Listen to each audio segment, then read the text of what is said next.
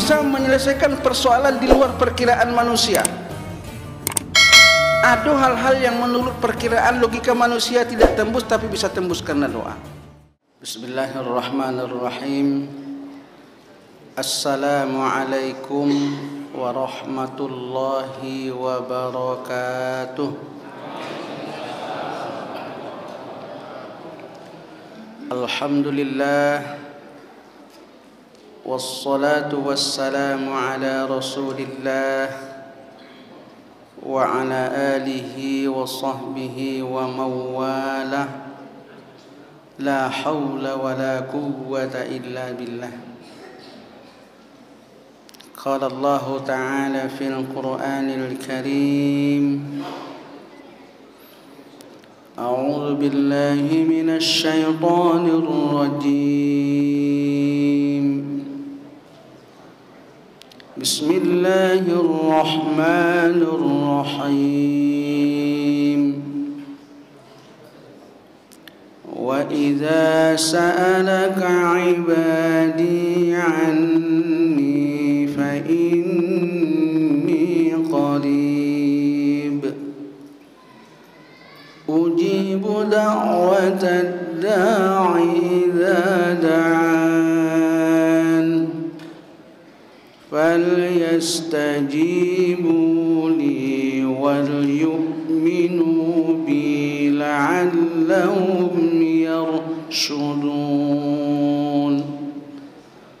Sadaqallahul azim.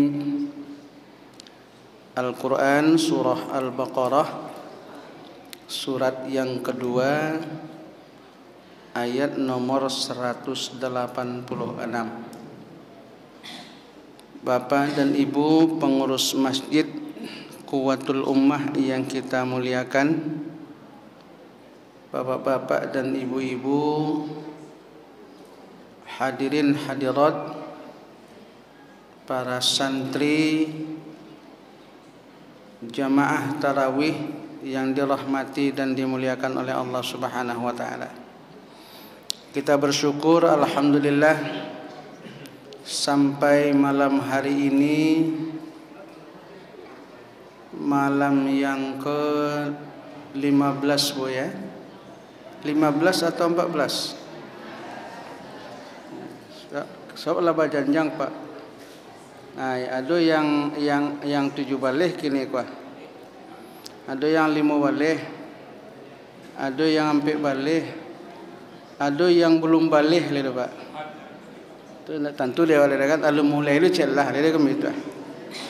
Di sampai malam nan kali mau balik, alhamdulillah kita masih sehat. Kita bermohon kepada Allah Subhanahu wa taala, mudah-mudahan ibadah puasa yang kita lakukan dan berbagai rangkaian ibadah yang terkait dengan itu akan diterima, diridhai dan diberkahi oleh Allah Subhanahu wa taala. Amin ya rabbal alamin. Salawat beserta salam kita sampaikan kepada junjungan kita, Nabi dan Rasul yang mulia, Nabi kita Muhammad sallallahu alaihi wasallam. Malam hari ini kita baca satu ayat dari surah Al-Baqarah, ayat 186. Ayat ini diturunkan Allah berkenaan dengan pertanyaan seorang Arab Badui kepada Nabi kita Muhammad sallallahu alaihi wasallam. Sebagaimana para mufassir meriwayatkan sebab nuzulnya ayat ini. Warawal mufassiruna fi sababi nuzuli hadhil ayah, ya, telah meriwayatkan para mufassir tentang sebab-sebab turunnya ayat ini. Ya. Berkenaan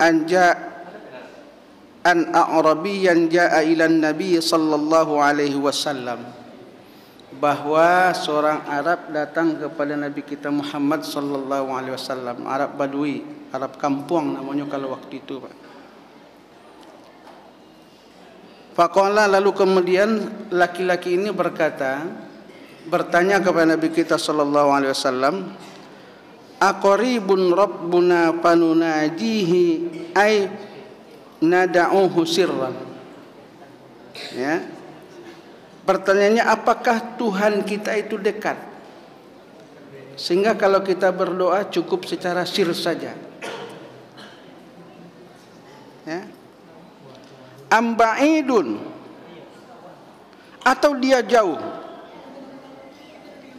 Fanada'uhu jahron, lalu kita menyerunya dengan keras-keras. Pasakatan Nabi sallallahu alaihi wasallam, Nabi terdiam. Ya. Pertanyaannya, apakah Tuhan kita itu dekat atau Tuhan kita itu jauh? Maka turunlah ayat ini sebagai jawaban. Fanuzilat hadhil ayah wa idza sa'alaka ibadi anni fa inni qarib. Dan apabila bertanya kepadamu Muhammad tentang aku, katakan sesungguhnya aku sangat dekat. Di mana Tuhan awak bu? Jauh dake. Tapi jangan diartikan dekat memiliki tempat.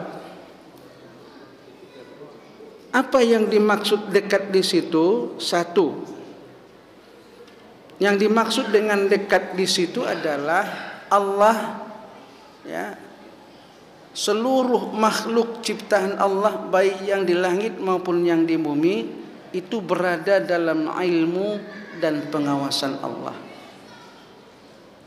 Ya. Sebab tidak mungkin dipahami bisa diawasi oleh Allah waktu itu, ya kan? Kalau ini jauh. Kalau kini kan bisa dipahami, jauhan orang kan bisa dipantau, Pak. Ya kan? Lewat HP bisa dipantau keberadaan orang seseorang. Tapi ketika itu maka dipahamilah bahwa maksud Allah dekat itu seluruh makhluknya berada dalam ilmu dan pengawasan Allah. Tidak ada satu kata pun yang terucap dari mulut kita, perbuatan yang kita lakukan, semuanya diketahui oleh Allah Subhanahu wa taala. Ya. Tidak luput dari pengetahuan Allah. Itu termasuk ajaran puasa, ya kan? Kita puasa siang hari, awak surang di rumah, suami ndak ada ya bu, anak ndak ada, cucu ndak ada, menantu ndak ada, nasi nangka dimakan lagi. Kenapa kita ndak mau makan? Bukankah kalau kita makan orang lalu yang tahu lah? Kita tidak mau makan karena kita merasa bahwa kita diawasi oleh Allah Subhanahu wa taala.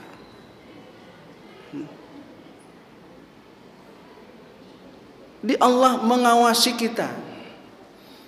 Bahkan siang dan malam malaikat silih berganti turut memelihara dan mengawasi makhluk Allah yang namanya manusia, Pak.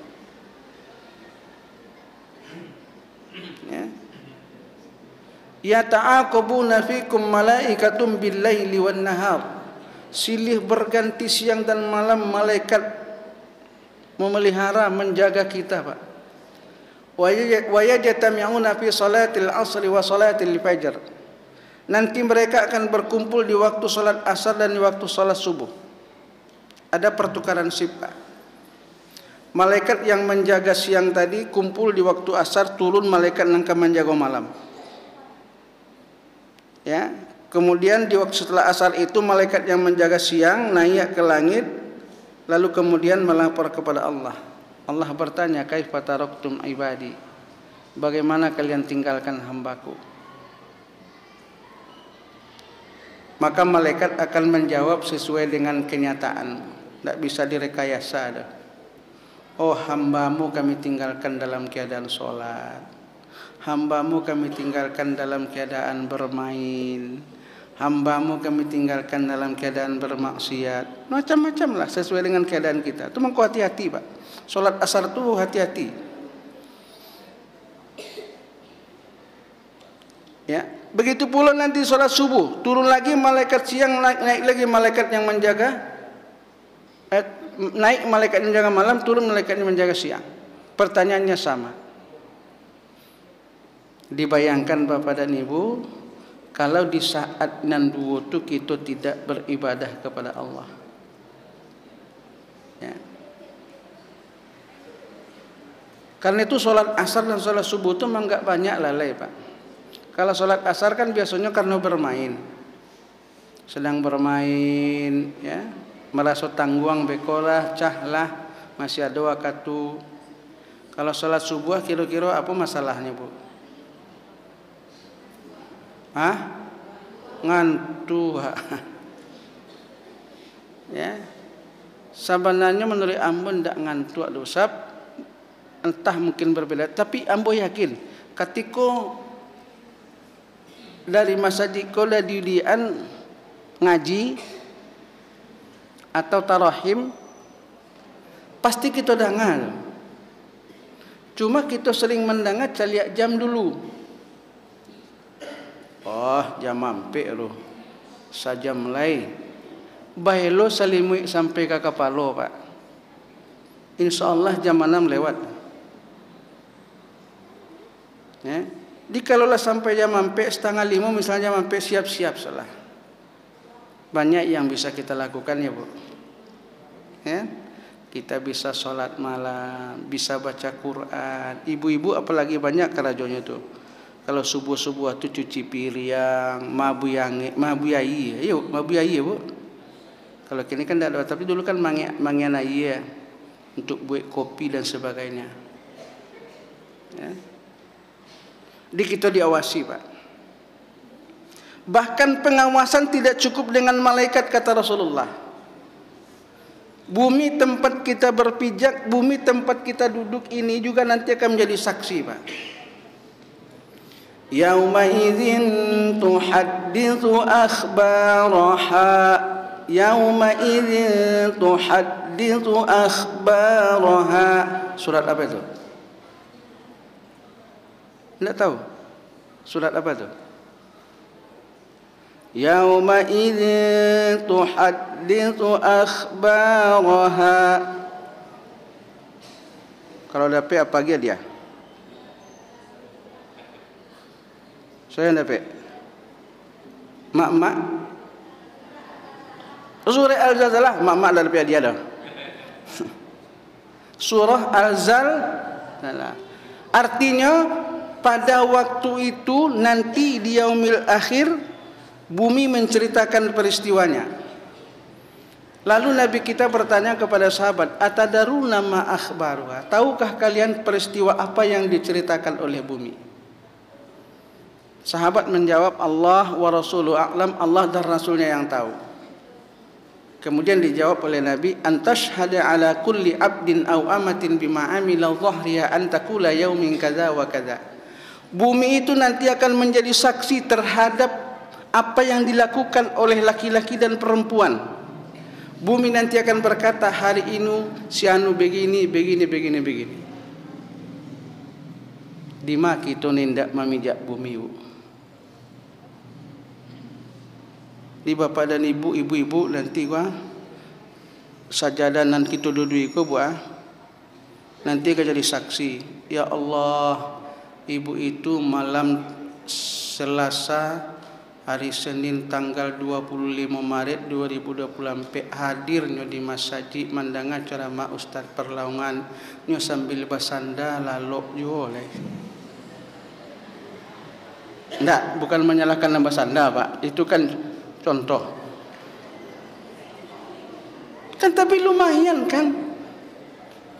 Tidak perbuatan yang salah. Kita berada dalam majelis zikir. Nak dimaki itu nindak meminjak bumi. Kalau ikulah menjadi sesuatu yang kita yakini, rasanya ndak kesiat kita untuk berbuat maksiat. Ya. Di satu, makna dekat itu kita berada dalam ilmu dan pengawasan Allah Subhanahu wa taala. Yang kedua, makna dekat di sini seluruh permohonan orang yang bermohon kepada Allah akan dikabulkan oleh Allah. Itu tandanya dakik, Pak. Kalau nyu jauh kan susah. Logikanya kan begitu. Banyak kan mengabulkan nyu jauh. Kini nyu dakik. Kalau kita meminta pastinya dia. Ya. Maka kalau kita bermohon kepada Allah akan dikabulkan oleh Allah. Tidak ada satupun permohonan hambanya yang sia-sia. Dikabulkannya mungkin seperti apa yang kita minta, mungkin dialihkan dalam bentuk yang lain, atau mungkin nanti jadi perisai. Ketika ada musibah, awak lapeh dari musibah, mungkin karena doa-doa kita, Pak. Atau nanti di akhirat jadi pahala, Pak, perbendaharaan. Tidak ada yang sia-sia, ya. Atau mungkin ditunda, karena mungkin alun-alun saatnya. Tapi doa kita dijabah oleh Allah Subhanahu wa taala. Dia yakin loh. Ya. Bukan sekedar permohonan kita, doa itu pun sebenarnya bisa jadi kekuatan, Pak. Doa bisa menghilangkan, mengusir rasa takut dalam diri manusia. Ibu-ibu, ambo contoh kayak ibu-ibu banyak dia. Kalau laki-laki soalnya mulai tahu. Ibu-ibu misalnya ibu-ibu tengah malam di rumah tinggal surang, hari hujan labek, lampu mati, patui kiuk sabanta menyembar, ya, banjir lulai. Coba bayangkan dong. Awak surang di rumah tengah malam hujan labek, lampu mati. Kira-kira apa yang kita lakukan? Kita berdoa dan zikir kepada Allah Subhanahu wa taala. Kita akan bermohon, ya Allah, andaikan Engkau akan mentangkan musibah, selamatkan kami dari musibah ini, ya Allah. Kita baca ayat-ayat Allah. Setelah itu apa yang terjadi? Rasa takut awak hilang. Ya? Jadi doa itu kekuatan. Jadi kalau ada rasa-rasa cameh dalam diri, berdoalah kepada Allah. Ya. Doa bisa menyelesaikan persoalan di luar perkiraan manusia. Ada hal-hal yang menurut perkiraan logika manusia tidak tembus, tapi bisa tembus karena doa. Saya tahun 88, 89 masih jadi garin, Pak. Mau garin lah, mau Pak jadi garin. Ya. Sab garin kok memang namanya garim, ya. Utang masyarakat. Di garim kok kan dia giah makannya, dia giah sambanyo, dia giah lo transport kan begitu. Kadang-kadang dulu garim kok dia giah ke bini di orang, Pak. Enggak serius dong. Sekolah ada, Pak. Hah? Nggak dapat bini? Alhamdulillah. Aduh, Pak. Ambon piye lagi orang cuma mau la dunia nan lain tidak jadi dah. Ada salah seorang pengurus masjid ketika itu bercerita, beliau lama wafat, mudah-mudahan itu menjadi berkah untuk beliau. Beliau diponis oleh dokter mengidap penyakit kanker di bawah pusik dan lah membengkak sampai keluar. Diagnosa dokter penyakit kon tidak bisa dioperasi karena sifatnya ganas. Beliau berdoa tahajud tiap malam, Bu. Anaknya mohon kepada Allah, ya Allah, andaikan masih ada jalan penyembuhan dari penyakit hamba-Ko, ya Allah, tunjukkan hamba caranya. Ku adunya jalan penyembuhan, ya Allah. Sebab nama menyembuhkan itu kan Allah. Tunjukkan hamba caranya. Mungkin isyarat Allah atau ilham namanya. Setiap kali selesai mandi, setelah itu nyambiak bedak purol, Bu, nyapuihan kanan bembangkak tu. Lama kelamaan menggatanya, mengaruci, akhirnya hilang. Kan di luar logika manusia, tapi bisa tembus oleh karena doa. Karena itu ketika kita punya masalah, adukan kepada yang maha kaya, yang maha kuat. Allah Subhanahu wa taala. Ndak ada ini ndak tembus. Cuma syaratnya falyastajibuli. Satu, perkenankan perintah Allah. Laksanakan perintah Allah. Sebab melaksanakan perintah Allah itu sebenarnya memperkenalkan awak kepada Allah. Kita solat kan mengatakan wajjahtu wajhiya lilladzi fataras samawati wal ardh. Aku hadapkan wajahku kepadamu ya Allah, pencipta langit dan bumi. Kan memperkenalkan awak tu. Iku ambo ya Allah datang menghadapmu. Puasa memperkenalkan diri kita.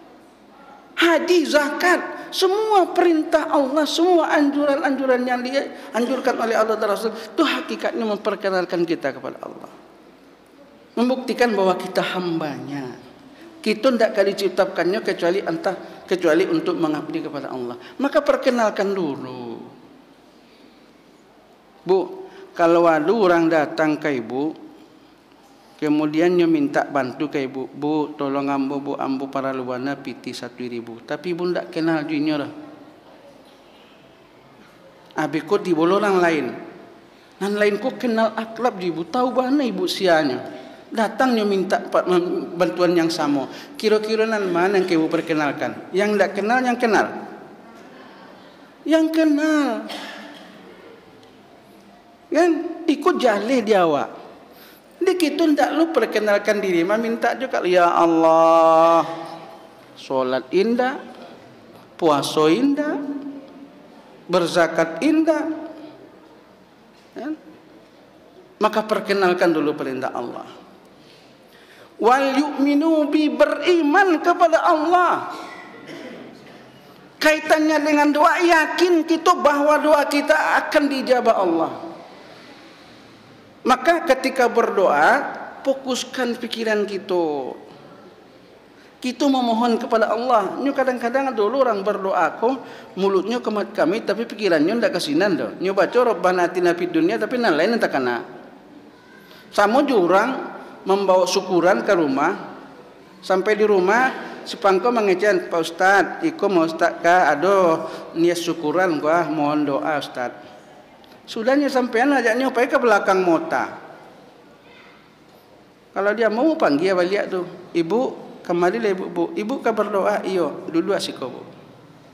Kami ku hanya membacakan doa. Yang berdoa kan ibu.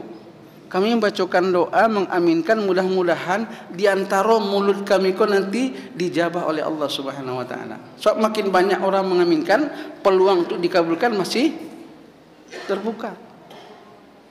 Jadi kalau berdoa, yuk fokus dulu, yakinkan ya Allah, haruk kita bahwa doa kita itu dijabah. Bapak dan Ibu yang dimuliakan oleh Allah Subhanahu wa taala, wa idza sa'alaka ibadi anni fa inni qarib. Dan apabila bertanya kepada umat tentang aku, sesungguhnya aku dekat. Allah mengetahui, mengawasi, dan makhluknya berada dalam ilmunya. Ya. Yang kedua, Allah akan mengabulkan doa orang yang berdoa kepada Allah. Nyinyirlah kita kepada Allah. Jangan kau orang suat nyinyir. Kau orang kalau nyinyir kadang-kadang berang orang kawa. Kalau Allah tidak, makin nyinyir makin sayangnya. Kalau orang cubalah nyinyir, nyinyirnya ibu kau mana? Ya, sekali-sekali nyinyirnya mana? Nyinyir panjang sih dia itu mah. Ya. Dikabulkan Allah. Karena doa itu kekuatan kita. Doa itu senjata kita, ya. Tapi syaratnya tentu beriman, melaksanakan perintah Allah dan beriman kepada Allah. Mudah-mudahan hal-hal itu akan buat kita kepada petunjuk Allah Subhanahu wa taala. Barangkali itu nandapi ampun sampaikan Bapak dan Ibu. Mohon maaf atas segala kekurangan. Ya. Kita akhiri, subhanakallahumma wa bihamdika asyhadu an la ilaha illa anta astaghfiruka wa atubu ilaik. Wassalamualaikum warahmatullahi wabarakatuh.